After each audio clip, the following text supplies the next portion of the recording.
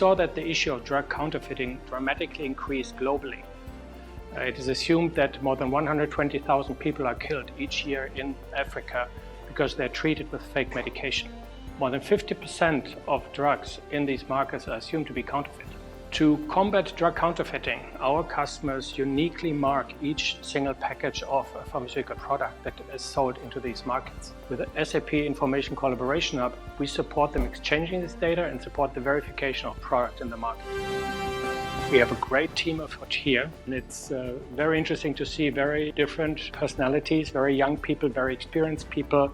But I think what gets them all together is the dedication that provides a solution to the world that avoids that people get killed because they're treated with fake medication. The great advantage of Information Collaboration Hub is the network character. This means for our customers, they connect once and share their information with many. The opportunity to help people is something that comes on top. And that's obviously an extra boost, an extra driver, right, to do the best you can.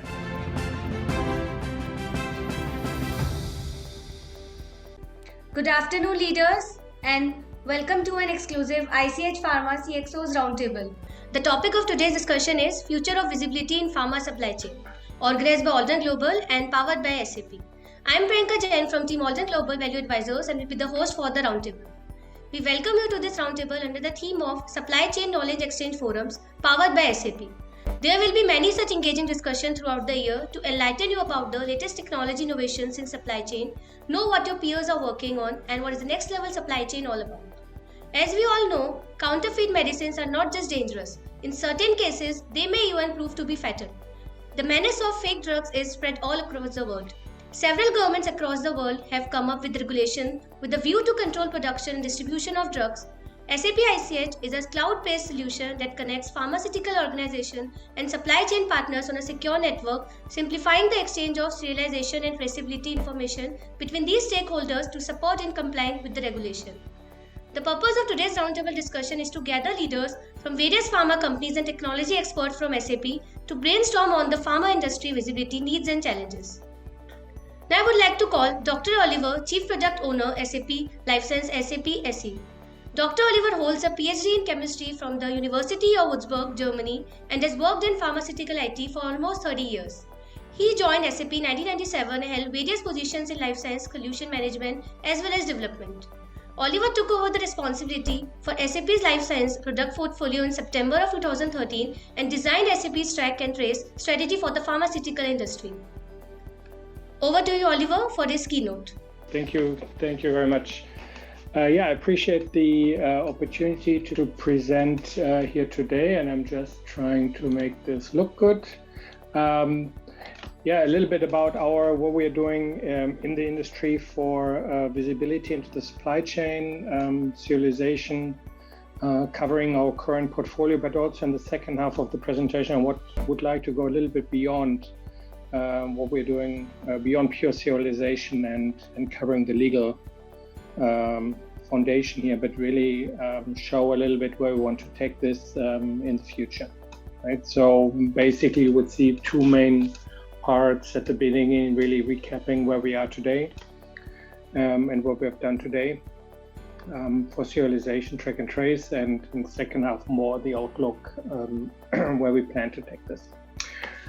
Okay, with no further ado, brief summary. So when we look at drug counterfeiting, basically this is a topic that has been taken up by most of the governments globally, both in developing markets as well as markets like Europe or the United States, basically to protect consumers and patients within the markets and avoid that counterfeit or substandard medication is being introduced in the legitimate supply chain. And when we looked at this now nearly 10 years ago, and we started to really engage in this market, actually more than 10 years ago, we saw that this basically creates two areas of business impact for our customers, right? Our customers had to make huge investments in equipment. We have customers that run literally hundreds of packaging lines that do serialization now. So they had to invest into packaging equipment, supply chain procedures change, especially in the warehouse operations. So it's a huge investment for our customers, and at the same time they had to keep up with all these upcoming legislation, right? But once we boiled it down to what is it that we need to provide from a solution provider perspective, it became very clear that there are two main areas, and we basically therefore differentiate between, creating and managing this data internally, and then communicating these data with the outside world. These are two different challenges. I mean, obviously very, very tightly integrated, but still two different types of challenges that we needed to tackle. And the way we approached this is basically that we created a solution offering that consists of two parts. One being SAP Advanced Track and Trace for pharmaceuticals, which is basically the in-house solution for managing serialization data, right? This is where you basically maintain a serial number strategy. How do you want to randomize? Which products get which type of serial numbers and so on. This is where you connect to your packaging lines, connect to warehouse operations, logistics operations, and so on. And as you can see by today, we have 17 of the top 20 pharma companies globally are using HTTP, most of them as a single central instance managing their entire data. Our largest customers create about 1.5 billion records every year. 1.5 billion serialized items every year. And also two of the top 3 US wholesalers are using our solutions, and now the first pharmacy retail chains jumped on this as well. In the US, overall we have about 120 customers since the launch of the product in 2015. As I said, Advanced Track and Trace for pharmaceutical is the in-house solution. This is where you manage your data. This is your repository, the system of truth, right? Or the system of record, to stay in the GXP terms. But at the same time, you need to share these data, right? Government agencies, you may get data from your contract manufacturers. In some markets, you need to share data along the supply chain. In a lot of markets, you need to share data with government entities. In Europe, data are being distributed via the European hub. So the communication is an important part of the end-to-end solution offering that we provide, right? And this is basically covered by what we call SAP Information Collaboration for Life Sciences, which is a network that allows our customers to onboard once and then share with many due to the network nature of this solution, right?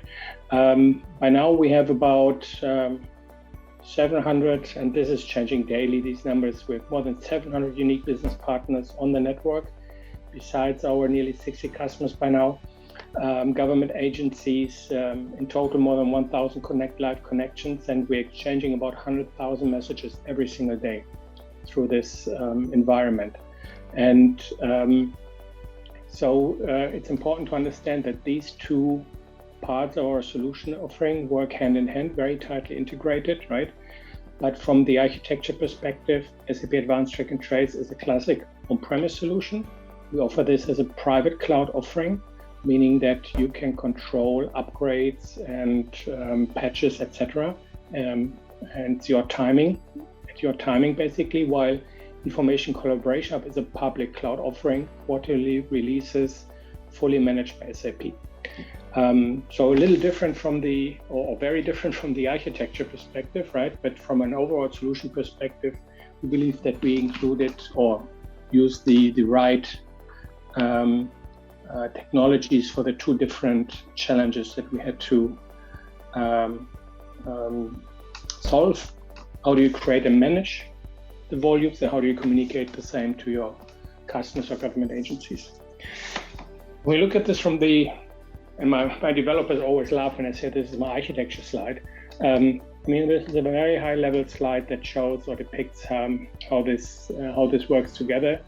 On the left side, the green part, SAP Advanced Track and Trace, and depicting the integration into your backend systems, ERP, warehouse management systems.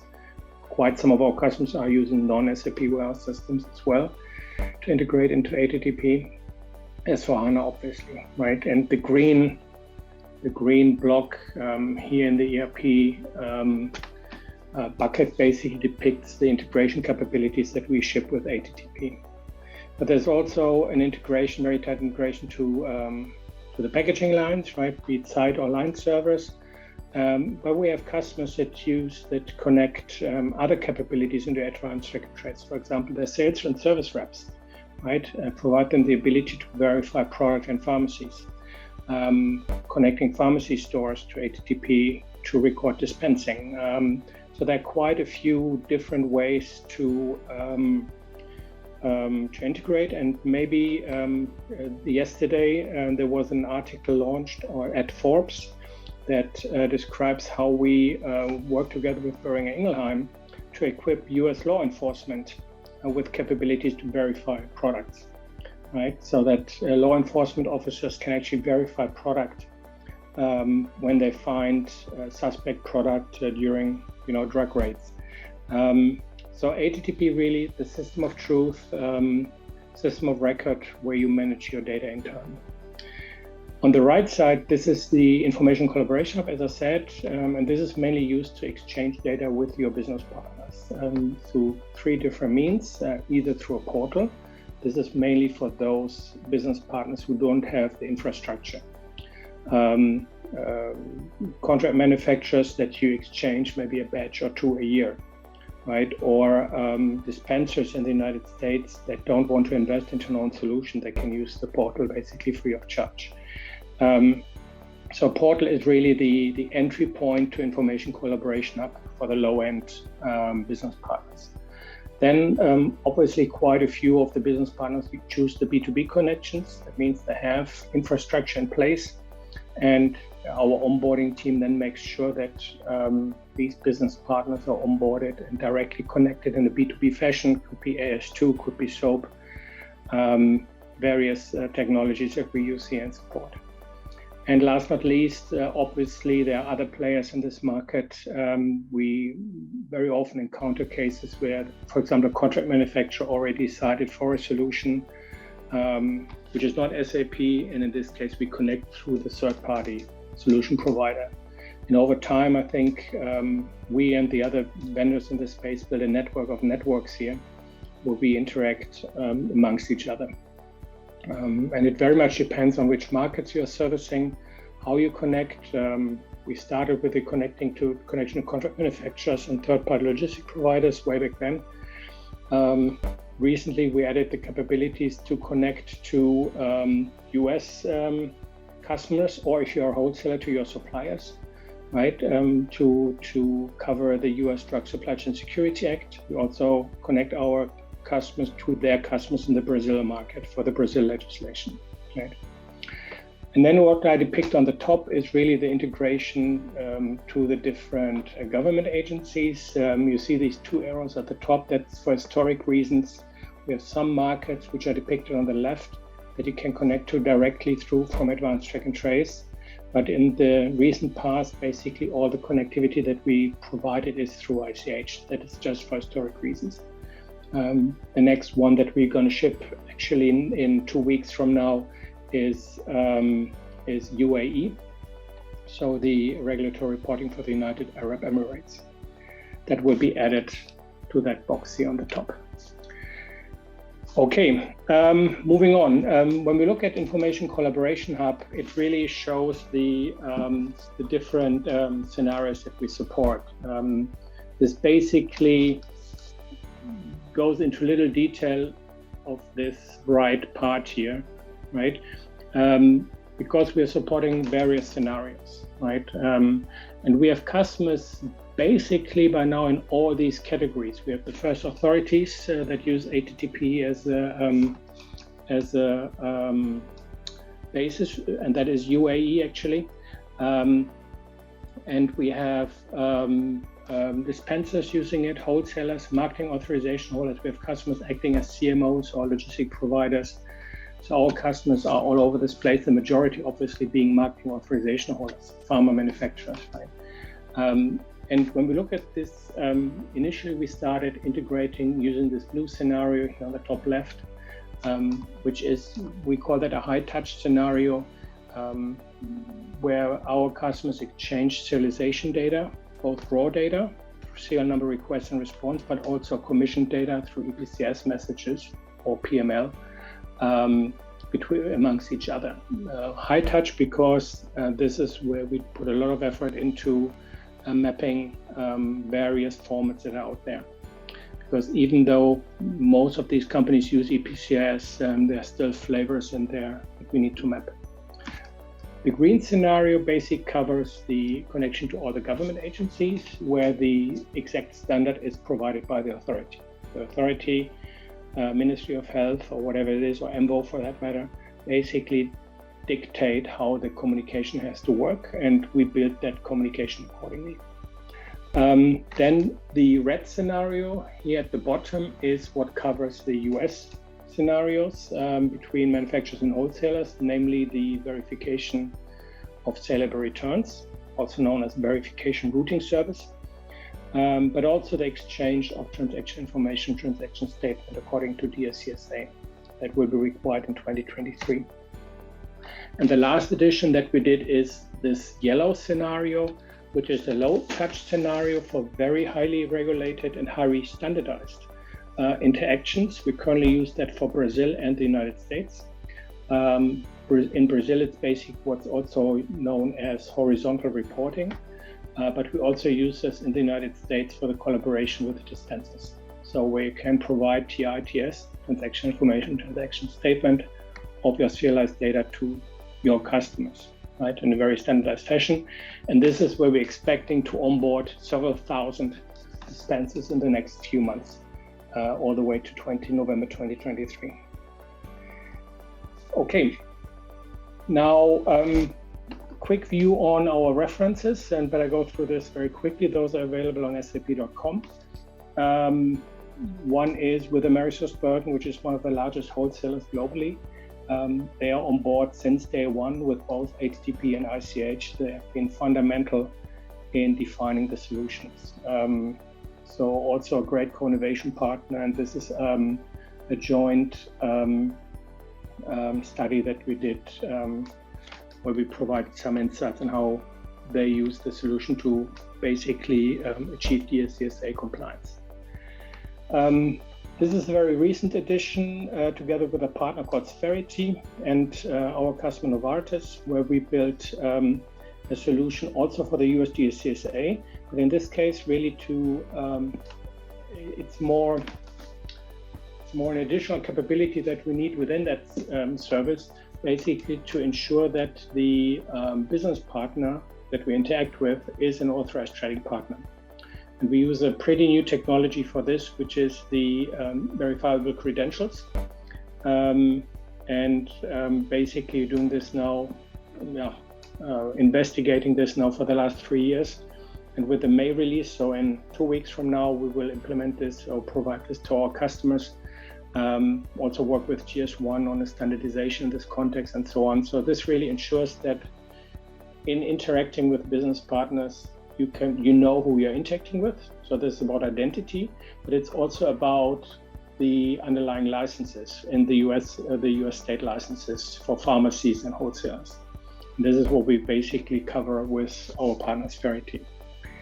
And last not least is a story that we did with Boehringer Ingelheim, who are using our solution for a while. And as I said, as an extension of this, we launched quite a few press releases on our work that we did with US law enforcement. And the article that was published in Forbes yesterday also covers that pilot. Okay. One important part of the work that we're doing is not only the what we are delivering, but also how we deliver it. And this is about co-innovation. I have to admit, when I started this in 2013, I had no idea about track and trace or serialization. It was a new field for me.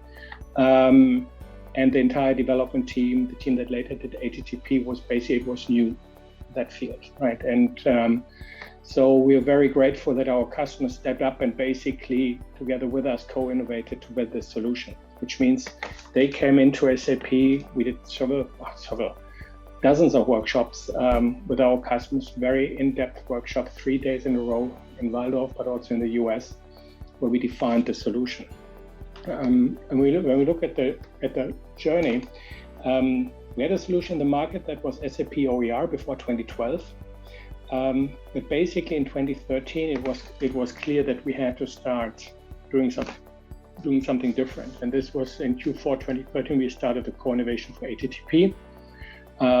Basically, it took us nearly a year until we actually started the development.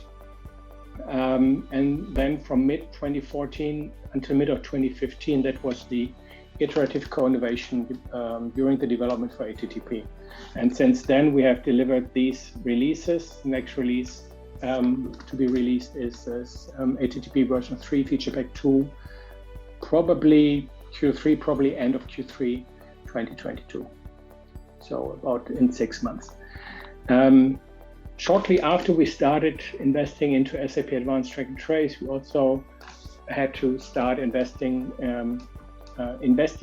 and investing into the network part of things, right?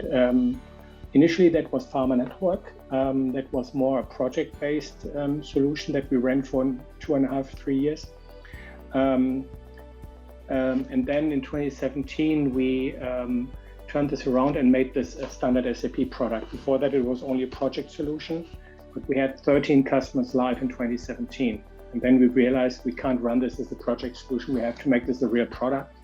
What you can see here is that we turned this around, made this a product with the first release in October 2017.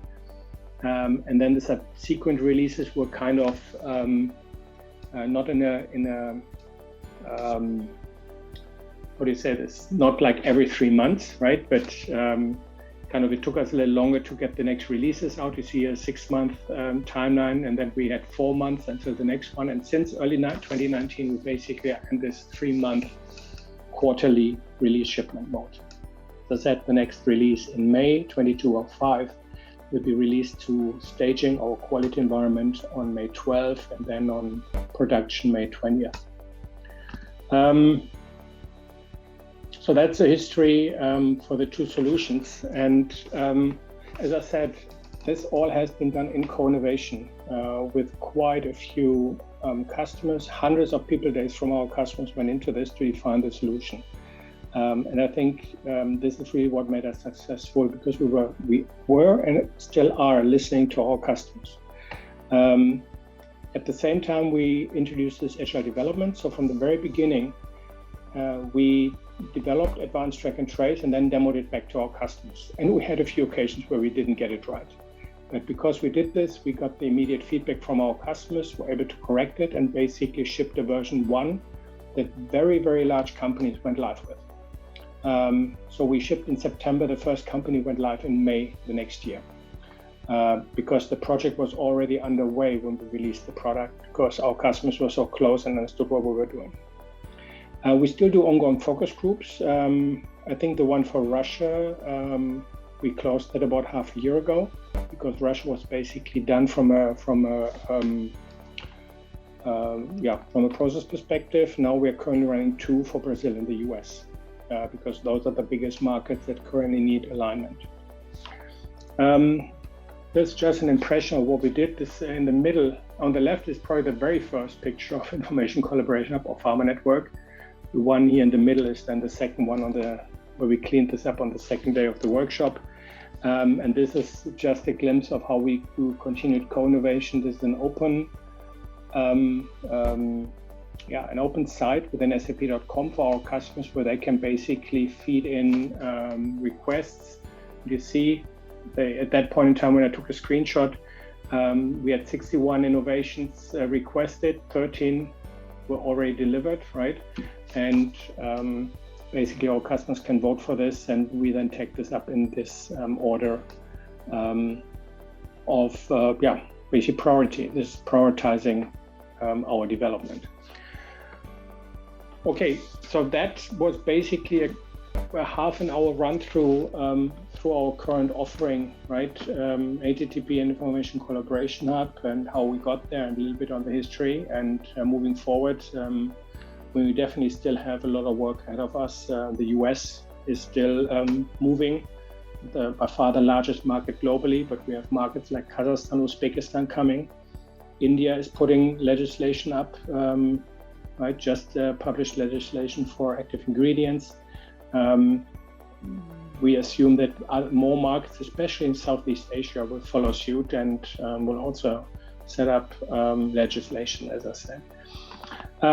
What I want to turn on now is really more the strategic view into the SAP Life Science portfolio, and how this, to some extent, also relates to the serialization topic. When we look at our recent investments, where we are going to is really two directions. One is into clinical. So we are currently running a large project together with our customer Roche for clinical supply management. And clinical supply management also has certain aspects of serialization. So this is where also mainly HTTP, but also information collaboration come into play. The second is also with Roche is a project on cell and gene therapy, where we basically implement a supply chain that starts at the patient, right? Where patient tissue or patient samples are basically go through the logistics chain all the way to Roche or one of the contract manufacturers. A personalized medicine will be created, and then basically the supply chain is executed then towards the patient again, right? On top of this is a regulatory work stream that we call IRON, Integrated Regulatory Operations Network, that covers quite a few regulatory topics that our customers are struggling with. One being we are currently developing what we call a batch release cockpit. Actually, the latest name for this is batch release hub. The idea of one central UI, one central application that allows you to pull together all the data that you need for a batch release from any system that you may have in your company. SAP, non-SAP, ERP systems, lab systems, serialization systems, right? And pull this together into one application, take the decision, and then promote the decision into the systems that require that information, right? Two other topics that we are currently working on, and they are not yet, and this is why they have this dashed line, they are not active yet. This is something where we're still building out the business case and working with customers to define exactly how this would look like, is flavor management. This is mainly for those to avoid the proliferation of material master data. Very often you have a product that's bound to a certain recipe, but recipes might be slightly different for certain markets, right? Especially in the blood product area, we see this quite a lot. So this is a solution that allows you to manage basically the same product with different recipes that you have to use for different target markets under one material master. And IRON code chain is what it says, temperature management, both time out of refrigeration, but also active temperature management using loggers, both online and offline. That means with IoT or without. So quite a large space here as well. So there's a significant investment right now into pharma, life sciences specific solution offerings here at SAP. One vision, and this is where ICH, information collaboration, comes into play more, is that SAP is currently transforming or trying to transform our customers' fragmented supply chain into really collaborative networks. One example that we are doing here in Germany with actually under the leadership of the German government is Catena X, which is a network in the automotive industry. And our board made it very clear that the pharma network, basically the same network in the pharmaceutical industry, is a very important target for SAP, and this is what we're investing in. And the pandemic showed that these networks are fragile, right, and may be disrupted, right? And the distribution of COVID vaccines that we also support in quite a few markets showed what we can do in this context, right, as a solution provider. What SAP is currently doing is we are currently harmonizing our business network offering The three networks that you may be aware of are covering sourcing, which is a Ariba network with way over 1 million suppliers on the network. SAP Asset Intelligence Network, which is more for the make and production part, and SAP Logistic Business Network, which is the delivery part, which provides you traceability on a batch level, right? Also including transport agents. So SAP is currently harmonizing these networks, and the moment when we look about industry specifics, this is where networks like Information Collaboration Hub come into play. So ICH, while today we are only quote unquote covers serialization data, ICH is meant as a network to transmit any industry specific data. That could be lab data, that could be batch records, that could be temperature data. Basically, it's unlimited. It's an industry network that's intended to complement the other generic networks, right, and provide the industry-specific flavors, basically, to the SAP Business Network. And ultimately, and that's my last slide, where we want to take this is really to allow our customers to look beyond the first tier. Today, all we do, and ICH is the same, right? Also, Information Collaboration Hub is a network that allows you a one-tier collaboration. You connect to your customer, you connect to your supplier, or your CMO, or a government agency. There's always a one tier. What you don't see is the second or the third tier. And we can very well understand that your suppliers may not want you to see all the tiers beyond, right? Or the wholesale distributors you ship to, they don't want you to know exactly which pharmacies they ship to. We don't believe that it's actually necessary to see that network in its entirety, right? And know every single entity here. But what you need to know is whether there are bottlenecks in that network, right? Without even knowing who that is, who creates the bottleneck, but you need to know that there is a bottleneck. So you can take activities and act accordingly to prevent these bottlenecks. And we saw this, especially in the pandemic. We have currently a shortage of certain cancer medication here in Germany because some vendors went out of business, and the remaining vendors cannot provide enough raw material or active ingredient, basically. And this is in Germany. Now consider markets in Central Africa, for example, for malaria. All these vulnerable markets will suffer first when there are shortages in the market, right? So the ability to look beyond the first tier, the ability to understand bottlenecks in the network is really the key where we want to take this. And this is an initiative that is on the SAP board level. Basically we're currently doing this with 3 industries: automotive, semiconductor, and pharma life sciences. And this has SAP board attention. So this is actually a picture we created for Christian Klein for a discussion with pharma CEOs. So ultimately, basically where we are today is really, we so far focus on functions, right? So we focused on how can I get serialization data from A to B? And Ariba did, how do I get a purchase order from A to B? Where we currently are step 2, we're currently putting these processes together.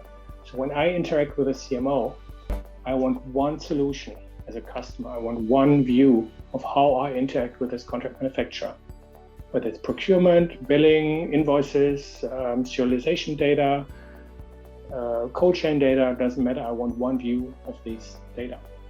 And this is a requirement so that we can ultimately focus on the data that are being exchanged and harvest these data, or our customers can harvest these data using our technologies. So this is where we want to take this. And this is kind of the outlook into what we plan to do with our networks near, and also some of this will take likely a little longer, but near and distant future. Yeah. And with this, thank you very much for the time. And I think I'm nearly on time. And I think we open it for Q&A, right? Thank you, Oliver, for your in-depth insights on the serialization in the pharmaceutical industry. Further, I'm also pleased to welcome moderator Mr. Shashank Goyal, Outbound Product Manager, Global GTM Lead, Life Science Industry, SAP. Shashank has more than 22 years experience in software industry and has been with SAP for the last 10 years. He is currently the global lead for business development and GTM in life sciences industry. In his current role, he has been instrumental in helping many pharmaceutical organizations across the globe to adopt SAP solutions for serialization related statutory regulations. In 2021, he was a member of the team that won Heso Platinum Founders Award, the highest recognition in SAP, for his role in driving adoption of SAP Information Collaboration Hub for Life Sciences. He is also driving the business development of upcoming SAP solutions in life science industry in the areas of clinical supplies management, batch release, and cold chain management. In his previous roles, he has worked as sales lead for financial services industry in EMEA region and custom development sales for South and West regions of India. He has a management degree from Indian Institute of Management, Ahmedabad, and a master's in IT from International Institute of Information Technology, Bangalore. Now I request Shashank to start the roundtable discussion. Thank you, Priyanka, for that introduction, and warm welcome to everybody from my side. So once again, warm welcome to all our panelists today. We want to move into this roundtable discussion where the objective of this event is basically to hear from you, because you, our esteemed panelists, bring in so much industry experience from your day-to-day interaction in the pharmaceutical industry. I was just calculating, every one of our panelists has more than 25 to 30 years in pharmaceutical industry. Put together, this is more than 200 years of experience. It's quite precious. So our objective of this event now is to basically hear from you, understand your perspective, and then use that knowledge for our interaction to confirm how we can associate together to bring out solutions that address your business requirements and thus create win-win scenarios. The format for this would be we will use the question and answer format. Over the next 30 minutes, I will throw out some questions regarding the industry scenarios. We can redirect them to some of the panelists in particular to start with, but then once that panelist has responded, we will throw it out in the open for everybody else to chip in, and if they would like to add anything on top. And then towards the end, I would also like to redirect some questions to Oliver, so that once we have heard from the industry experts like yourselves, we can also present some perspective in terms of how is SAP placed to address those scenarios. All right. So let's start with Mr. Masood Sheikh from Alembic Pharmaceuticals. Mr. Masood, just wanted to understand from you, with all of you here as pharma supply chain leaders, I wanted to understand your thoughts about the current status of visibility in end-to-end pharma supply chain. Do you think there are some blind spots still there to be addressed, and which are the areas where you see some scope of improvement? Yeah. Good evening, everyone, and thanks for inviting me here. As far as visibility is concerned, today pharma, when we look at SAP, and SAP is being used only up to a factory or the head office level, and from the central stock point and at the CFA maximum from stockist. But onward, when we talk of stockist as a secondary sale, there are various programs which is being used by the stockists themselves, to create sales, and every state, every city has a different kind of package, different program, and there is no collaboration between SAP and to their program, and it's very difficult for us to get those data or those visibility which is there in the secondary market, unless some of the company who's actually worked on a patch, they get the patch, and you get once in a month or maybe a weekly or a fortnightly basis, and there is nothing which is an online kind of basis where you have end-to-end visibility. When I talk end-to-end visibility, means that once you do the sale from CFA onwards, the company's role gets over, and onwards then we only get the statement, or we only get the data during the closing after getting all the stock statement from the stockist, and it is in mixed match kind of, either somebody is getting through the field, somebody is getting through some patches, there is an agency which is called AVAX who actually collects all the data.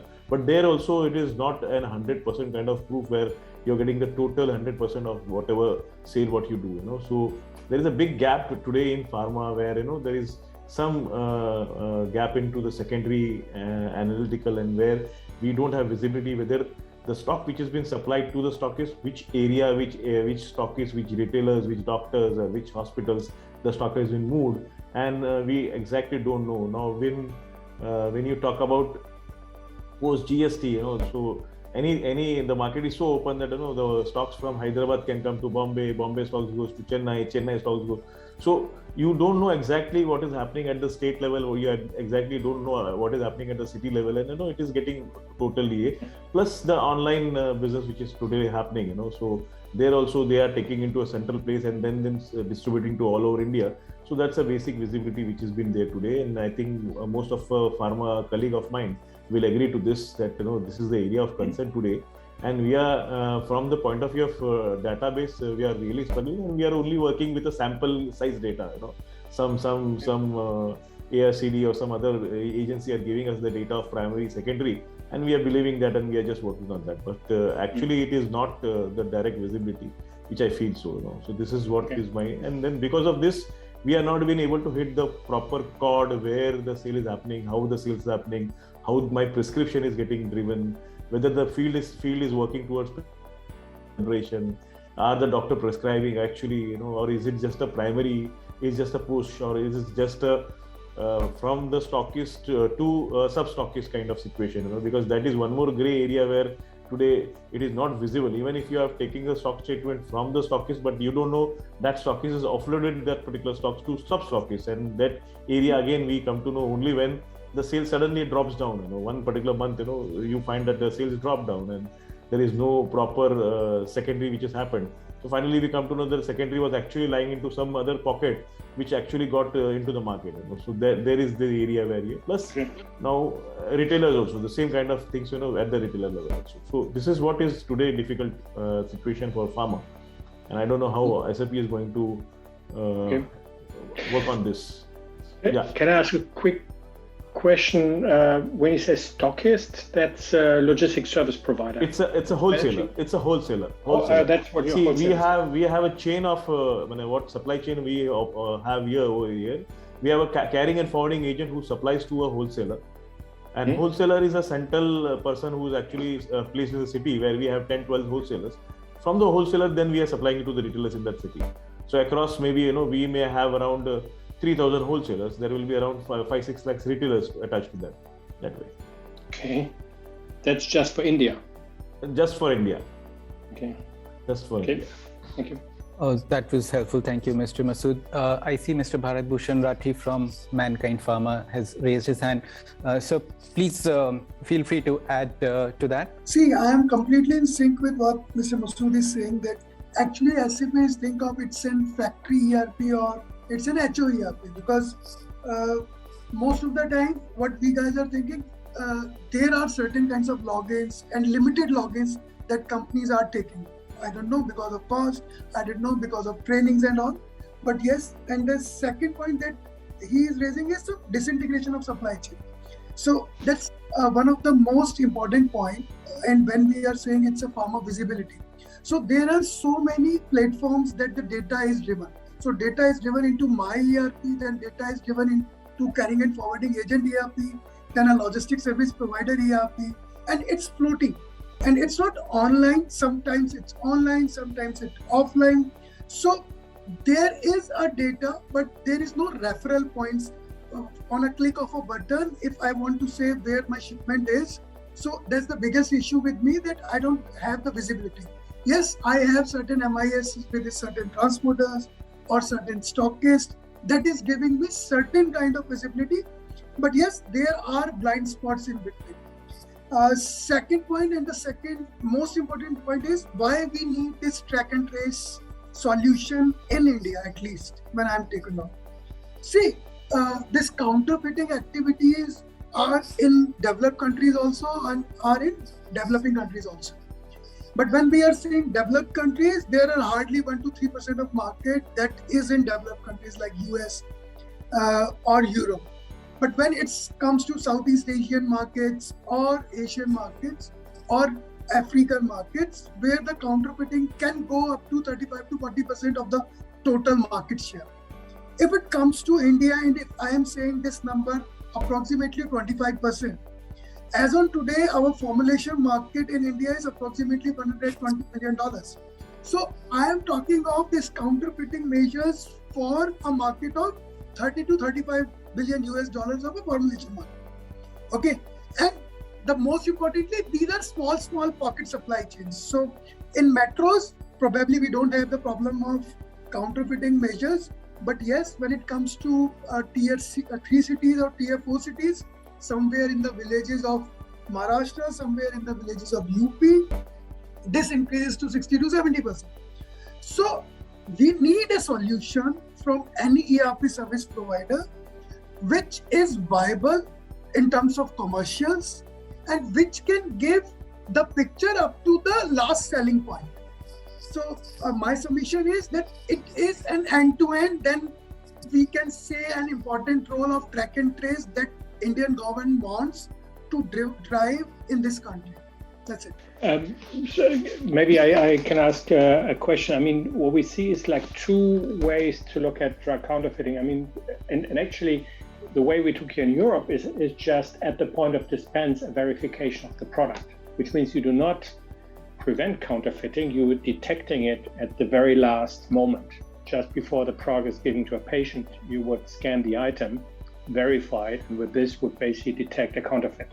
But all you can do then is throw it out, right? So it's a very late state where you would recognize this, but at least the patient doesn't get a counterfeit product. The other option is what the US is trying, that you basically move data along the supply chain, right? But that means everybody to play along. Every wholesaler, every forwarding agent, every logistics service providers must then play along, right? And that is the challenge, right? What do you think, what is required to get wholesalers, logistics service providers, transport agents into this picture and get them an incentive to actually invest in such a solution, right? They're on low margins, right? Wholesalers, I don't know, in India, in the US, they are on 2%, in Germany probably as well, 2 or 3% margin, right? How do you get them to invest into something like this? Oliver, see, you cannot compare these developed countries market and India market. It's not an apple to apple comparison, okay? Specifically, India is altogether a different market. So it's not a one country, is because these all health policies are governed by state governments, okay? And when I'm saying state government, that it means we are dealing with 30 different countries because we have 30 states to deliver these products. And you are saying they are thin on margins. That's why I said in my first sentence, we should have a commercially viable solution. You can sell a Rolls-Royce, which have all the things, but actually market does not need that Rolls-Royce. Market needs a local car which can solve the purpose. When I'm saying $150 billion by 26-27. So that means that all these $150 billion and major chunk is in villages in rural India, which is 70% of India. So we need to design a solution to make the geographies understand where this solution is viable. Maybe on a click away on a website, I don't know, maybe on an application, because every third person in India now have this, what I can say, smartphones and all. So this is my submission. So we need to have certain solution. I don't have an answer right now, but yes, there is a need, and every industry logistic practitioner want that there should be a single platform at least. Just like a marketplace, that's like Amazon is doing, or Flipkart is doing. There can be a marketplace where all comes together and have all the data in the one repository system. I don't know. Yeah, I have to say on this particular thing, Bharat, thank you very much to bringing this particular point. See, today when you approach, SAP approach a single company, it's look very costly affair. So, and almost I think 80-90 company in the country are using SAP today, at least pharma. So when you come, instead of going into one particular company, if you combine the entire process and you see what is the various packages there, or which is the SAP you have given to each company, and if this has been integrated through the stockist mode, I think most of the stockists, at least 80% of the stockists are common in this country, let me tell you. So they may be having all the companies, all the at least top 50 companies to them, in their particular box. So if you come to a consolidated package with the company along with the distributors and wholesaler, I think that will be, that contribution of the cost will be too low. Then that Rolls Royce will be distributed into 50 companies. So it will be a different company, and rightly said about Amazon and Flipkart, the way they have the package have, that's a single kind of platform where everyone can operate to that. So if you have this kind of solution, end-to-end solution from company to the stockist, with a normal kind of costing, which you will have a bulk of people coming onto your program, SAP, and then everyone use the same kind of thing. So unless and until that gets into the picture, nobody is going to benefit out of it, and everyone will have this kind of visibility problem, cost problem, and you will not going to gain out of it. That's what I can tell. Actually, I think we got a lot of really interesting ideas on this, but I see Mr. Vijay Shetty has raised his hand for quite a while. So, sir, on continuing on this idea of counterfeit medicines and fighting this menace, I would like to invite your thoughts on what do you think, number one, the pharma companies should do to fight this menace, and number two, what could technology companies like us do to support you in that? Shashank, I think this is more correlating to Oliver's question as well, and I just would like to add, today we have almost, like, if you look at India market per se, okay, we have almost close to 2 lakh distributors or the wholesalers, okay, and these 2 lakh distributors are almost operating into an individual owned locally made ERP system, okay, which does not cost them more, okay, and there are almost, okay, if you look at Alchem has almost like 6,000 to 7,000 wholesalers on its portfolio, okay, who sell their products, okay, and when we inquire this, okay, this is almost close to 78 different ERP vendors which is operating, okay.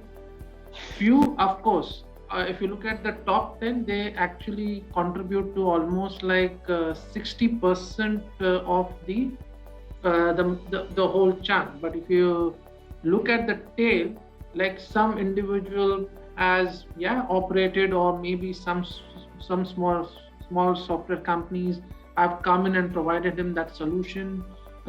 Many startups have come in and are providing the solution.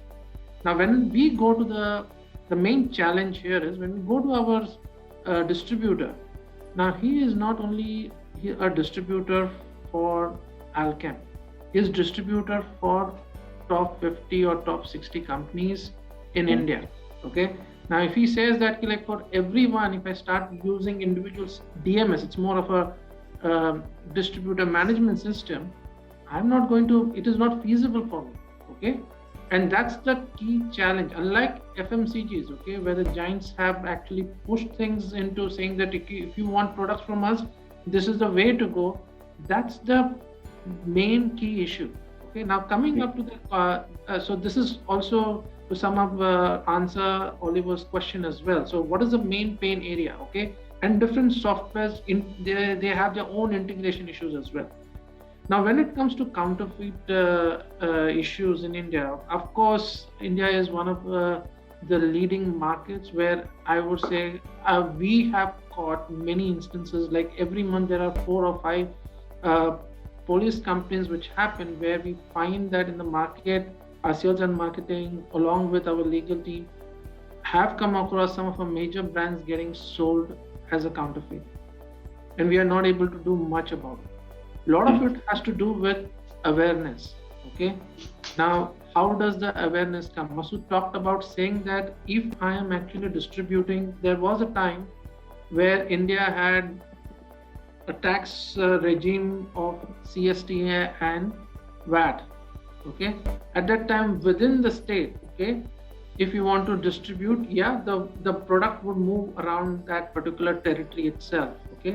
Now with GST coming in place, one product would move into a different state as well, easily, very easily. Okay. The other thing, the nuances, what we need to understand pharma companies to their sales and marketing person, they give incentives.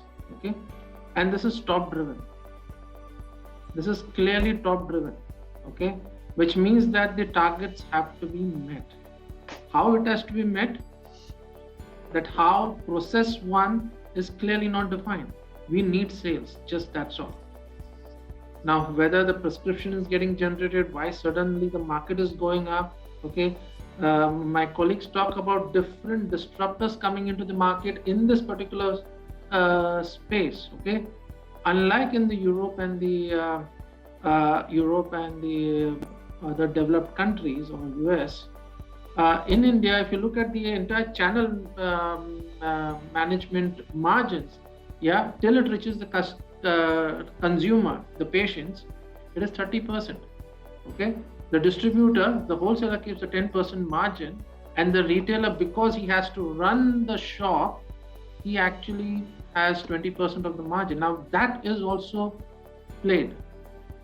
Now, if you have to run a counterfeit kind, it's a very noble cause. We can look at QR code, we can look at some other solutions as well, because pharma companies, like the use case is really, really strong and very beneficial, because you can know real time how your inventory is moving towards different channel, whether the secondary sales are happening or not, and companies would want to move towards secondary sales incentive, which means that they really know where the work is happening, where the work is not happening, and also very happy to capture what's happening at the tertiary levels as well. But that is a very big change. Okay, so we are also working, we are also looking at partners who can collaborate with us. Many solutions are also there in the market, which talks about, recently I interacted with one of the startup companies talking about traceability or QR code or serialization itself will not work. And he proved to us, okay, where he said the counterfeit guy can just take this out, serialization, he can just copy your serial number and he has to just collaborate with somebody inside and he can just print it. And he showed us that. And when you scan it, you would feel that, okay, it is the same product. So then, that use case failed when we did that in the market, which means that packaging also becomes a clear determination here. Systems, of course, but how can you say that, okay, this packaging is the first original packaging from where it comes, okay?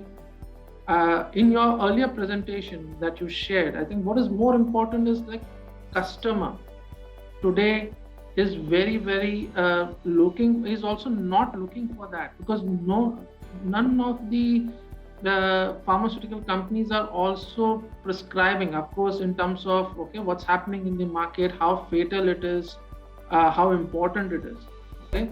It's also time to, I would say, from an industry perspective, to come together and talk about this particular topic and try and see how we can gain visibility in the entire supply chain, so that maybe through promotions, maybe consumer engagement could be one of the ways which we can offer certain cashbacks or some incentives, okay, which will, in the entire channel partner management, I would say, that will help. That's my thought process, but we have to test it. Interesting food for thought. This is very different to what we generally hear. Very different perspective. I think we get from market to market when we move across, so quite stimulating as well. Let's change gears a little bit, because yes, we have talked about counterfeiting problem a lot, but because all the panelists here bring in such an extensive experience in the pharma supply chain area, I want to move to a more generic area. This is directed to everybody, nobody in particular, anybody can contribute, whoever wants to chip in.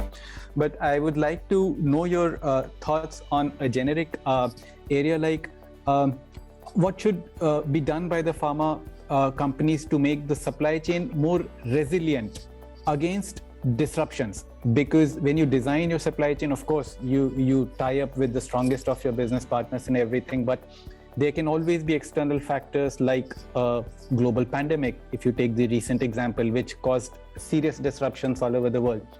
So just would like to invite your thoughts on to more for a discussion perspective. What do you think should be done to make the chain more resilient against such disruptions?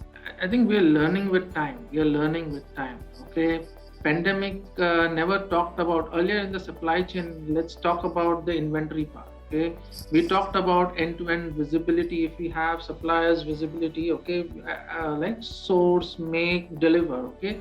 If we have this visibility, okay, everything definitely works in a much better, in a streamlined manner. Okay. But what if that source itself is actually disrupted? Okay. Today, I would say, particularly not in the India market, but particularly if you talk about the international market, to import your raw materials itself, your freight costs have actually gone up by 5 times. Okay, whether it is air or whether it is air or sea. Okay, at times and that reliability of supply is actually at a very high level. So what companies have moved into is, like we also have done that, is to make sure we have sufficient raw material, which means that the prior inventory levels, we have actually had to move it by another 30 to 45 days in some cases as well. Okay, and the same thing happens at the finished goods level as well. Okay, we never know which company. Okay, let's say for an India market during the pandemic, I don't think so. Everybody were interested in like having antibiotics. Alchem is number one organization in the antibiotics field. Okay, so one thing is adaptability is what you need to look at. So everybody was looking at boosting their immunity levels. So vitamins were selling. We immediately changed gear and said, can we produce vitamins? And there also, I think we saw a lot of opportunities. Whether we could source the raw materials faster, make it. When I say make, in the sense, if in a single plant you had 1 or 2 cases, the authority used to actually shut the plant down. Okay, so we had stricter measures to make sure that whatever employees are working, their safety was paramount. All necessary steps were taken. We gained many of the brands. I would say, if you look at the portfolio, entire changed. Okay, and this was, I would say, it's also adapting to, okay, what's happening? Let's make that happen. Okay. At times when we looked at, okay, at the stockist level, the distributors were talking about the working capital issue. So we looked at how we can extend the credit days. Okay, we looked at how we can actually support in the transportation piece at the last mile itself. So all those changes and actions were taken to actually make things happen. Now, whether this situation will continue, now to make the supply chain resilient, one also needs to have a system-driven approach. Is your system agile enough to actually adapt to it?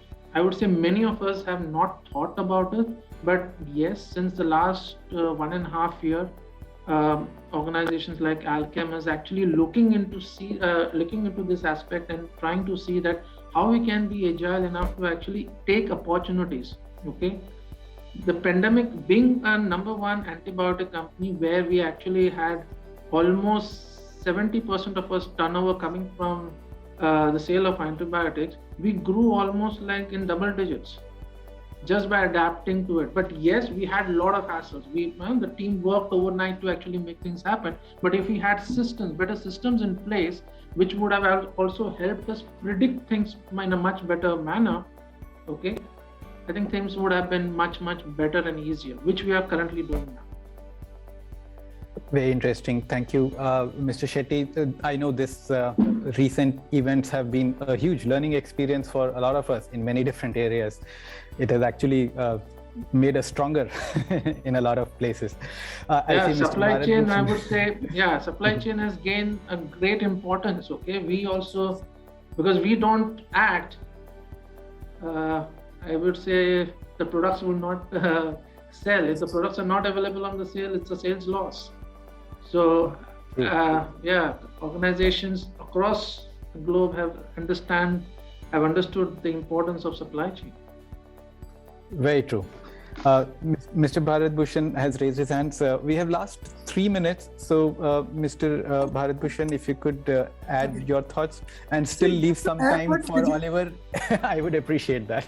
Just to add what Vijay is saying, see, there are two school of thoughts. The one is for adding the shock-proof supply chain or what we resilient supply chain, we need to increase the inventory levels. So that's the most easiest way.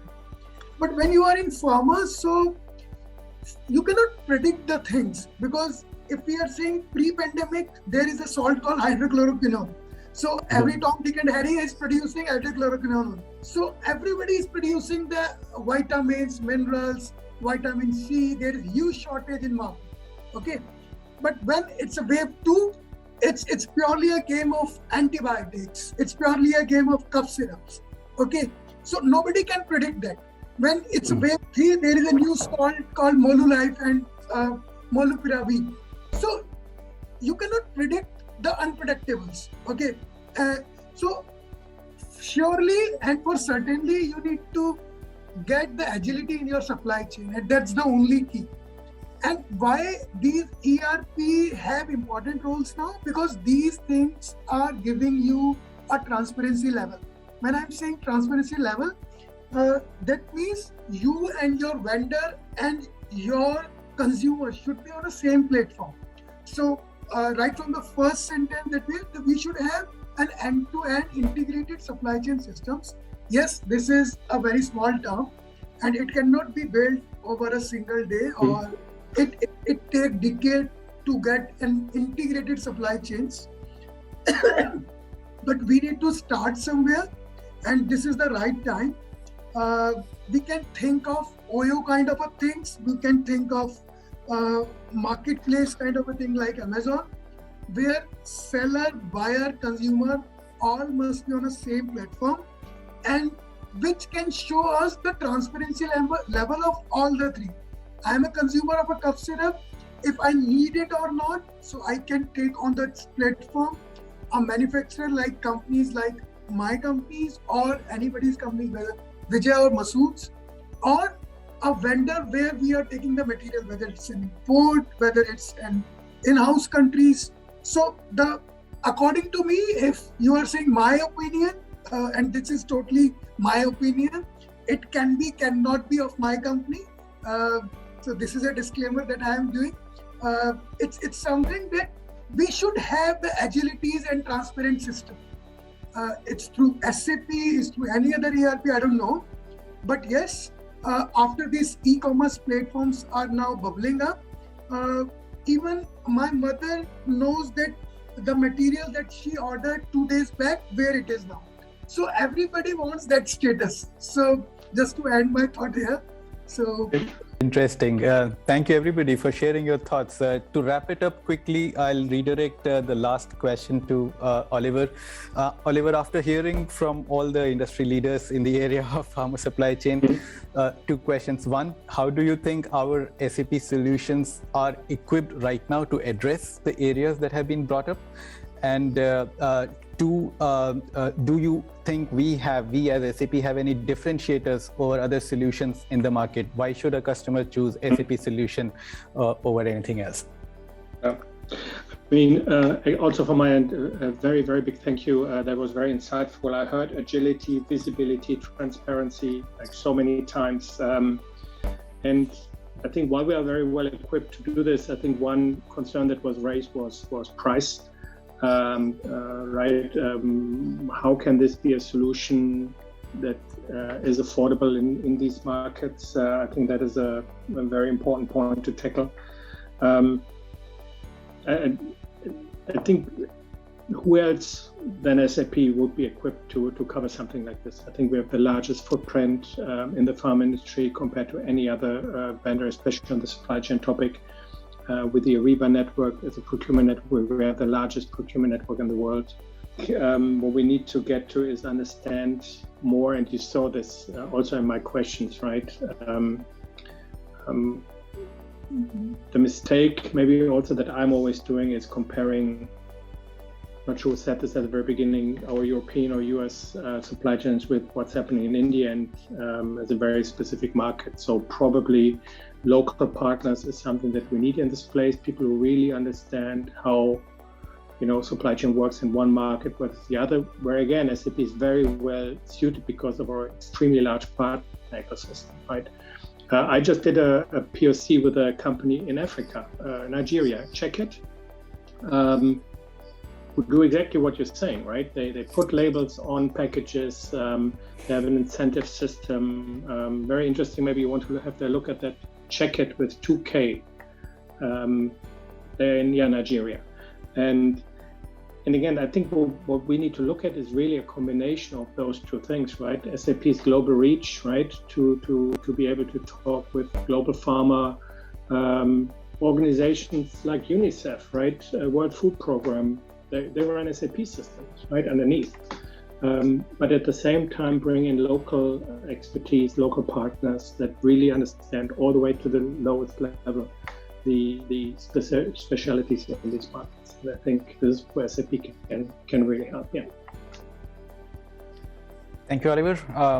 I think we are just about in the time now. So thank you again to all the panelists. Very insightful discussion.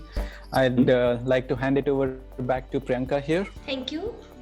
Thank you, leaders, for sharing your valuable insights in ICH Pharma CXO Roundtable. I'm sure we will leverage the in-depth discussion today to make supply chain visibility strategies and action plans. Further, we look forward to seeing you in more such supply chain knowledge exchange forums powered by SAP to understand the latest technology innovations in supply chain, to know what your peers are working on and make action plans for the next level supply chain. Thank you. Have a great evening. Thank you.